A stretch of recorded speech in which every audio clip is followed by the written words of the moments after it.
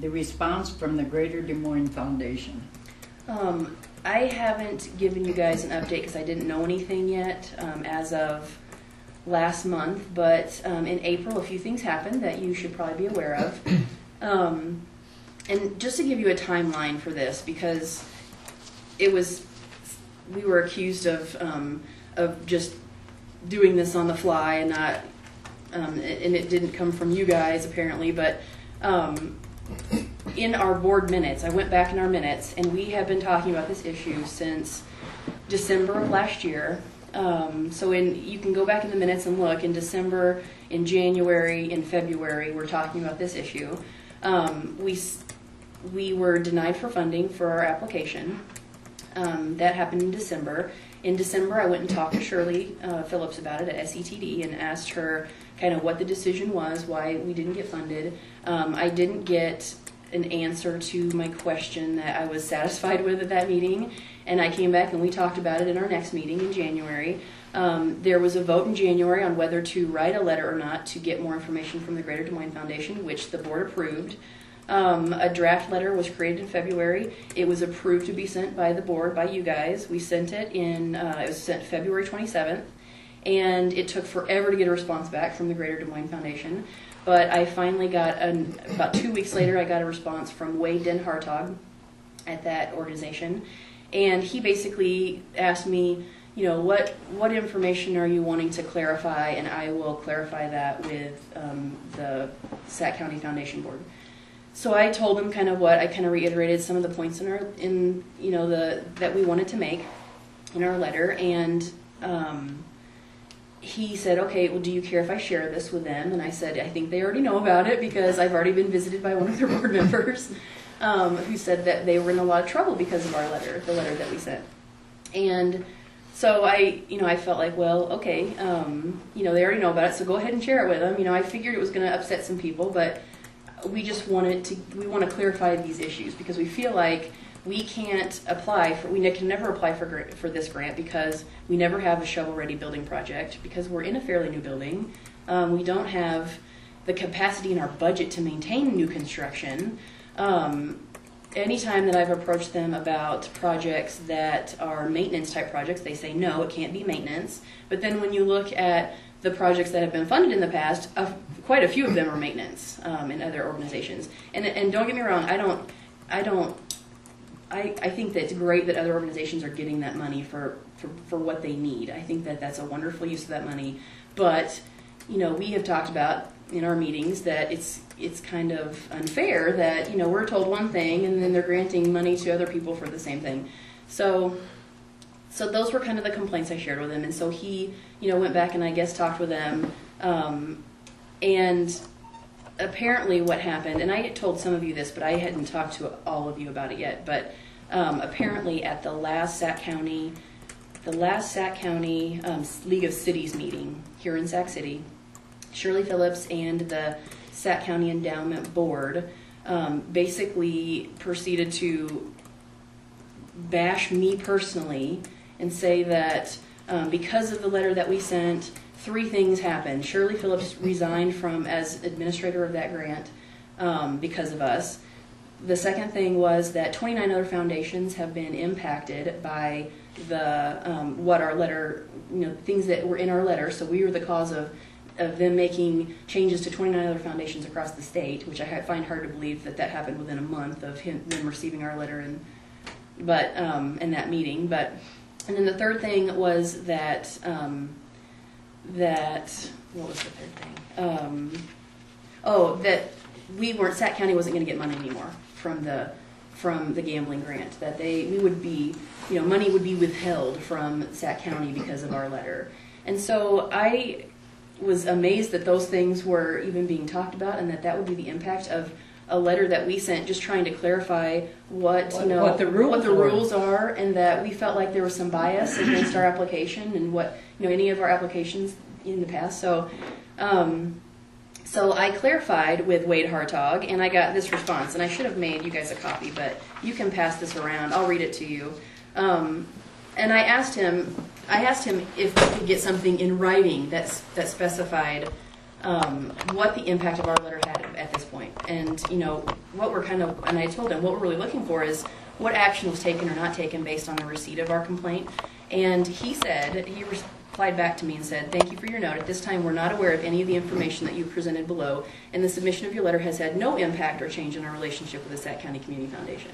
So that makes me feel like, well, and you know, I had people actually come to my office after that meeting where they bashed the library, they bashed me personally, they attacked the city, they attacked the supervisors, and I had the people come to me and say that it was the worst thing that they've ever seen in all the years of their public service. So I know it was bad. I know that it was really, really bad, and I wasn't there, and I think it's kind of cowardly that they did it without the library board present or without me present, but that's what happened. So based on the information in this letter, I think they were lying. I mean, they lied about our, you know, that our letter was the result of, you know, 29 other foundations being affected, Shirley resigning, and Sac County not getting money.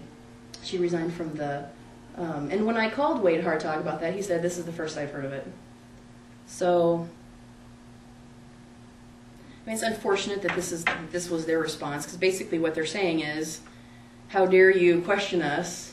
This is what we'll do to you if you question us. We'll, you know, attack you in a meeting in front of all of your funders, in front of the city of Sac City, in front of the Sac County, in front of all of the mayors in the county, in front of all of the city administrators in the county." Whoa. I mean, it was just kind of ridiculous that that's what happened. So, Well, are they aware?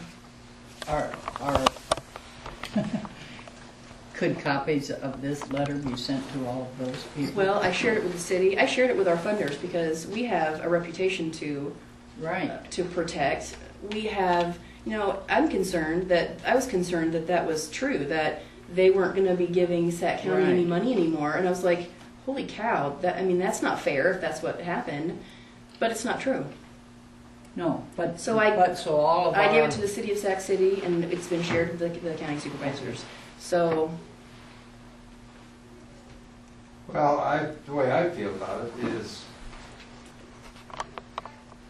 if I'm right, I'm not going to just turn over and resign. I'm going to say, "Look, by God, we're going to get this straightened out, and I'm going to show you where I'm right."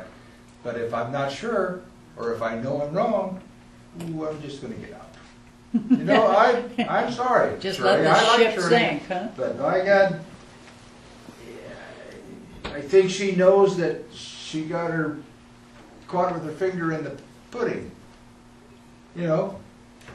Well, So I'm. we certainly didn't do anything wrong because No. I thought the letter that Brandy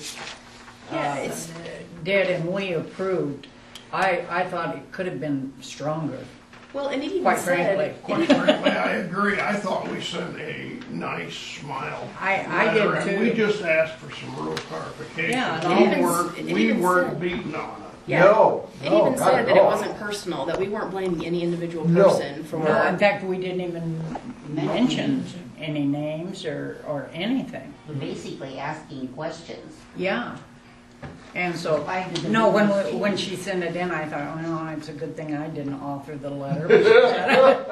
I'm with you. I'd have been a little more. Had to put it on asbestos.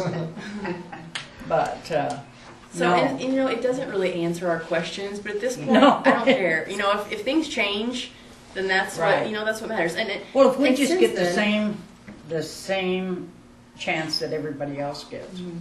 And if we're not told, no, you can't apply for this, but yet somebody next door does and gets it, you know, as long as we get the same chance that everyone does. Well, And this, follow the same rules. Yeah, that's what I where the mean. big problem came. yeah, Yeah. yeah. This 29 other, is that not true either? No. I mean, I spelled it out. All of those things, I spelled it out in that email, and and he said, none of the things you listed below, or I have no knowledge of any of the things that listed below, and our relationship has not changed. We took no action. Not true. So, and I don't know what's going to happen now that Shirley's not doing it. I don't know what's going to happen with it. I assume we'll still be able to apply We'll through continue. them, but Somebody else paid it, you know, I mean, it's just a, Volunteer job. yeah. well, and since then, I mean, this just adds more fuel to the fire. Since then, we hosted the the Iowa Small Library Association's spring meeting, which is librarians from across the state. And we went to lunch together, and I asked them, I was like, so how do you guys, what do you get funding for? And I didn't let them know what was going on. I just said, what do you guys get funding for the gambling money? Can you apply for? And they're like, oh, we get money for digitizing our microfilm. We get money for technology and computers. We get money for flat screen TVs to advertise our programs. We get money for like all these things that we cannot apply for because we have that vertical infrastructure rule. And I just don't understand why they continue to hold to that really strict interpretation of that House file rule that set up that fund. So it just doesn't seem, what it seems like to me is that it's precluding some organizations from even being able to apply to it, because we're never going to have those kind of projects because we don't have the budget to maintain them. We don't have, and I can understand that, part of that thinking is that, it's good for local business because you're hiring contractors and you're hiring electricians and you're hiring, people to build things. And so it is going back into your community, but other types of grants in your community. If we put in new furnace, if we put in right, new sign it's up, maintenance. that's hiring local Absolutely. Contractors and business too. Yep. It's no difference. No difference. I just. Well, and the rule, it should be interpreted the same all across the state. Yeah. Should, Well, I mean, should the state board have a,